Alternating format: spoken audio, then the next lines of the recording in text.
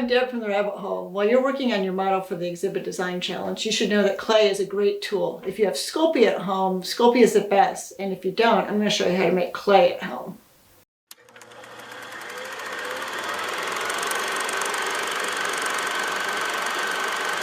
To start, you'll need a bowl and a spoon, a measuring cup, water, flour, salt, and oil. Start with 1 cup flour, the same amount of salt. It's okay if you're not precise.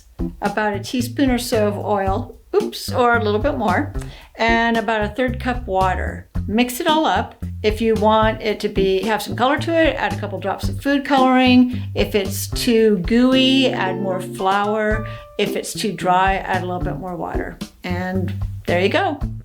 Once you're done with your clay, you can use it to make character models, or you can use it for things like this, propping up trees and plants, using it for little hills and rocks, all sorts of things. So enjoy using your clay as you work on your Exhibit Design Challenge.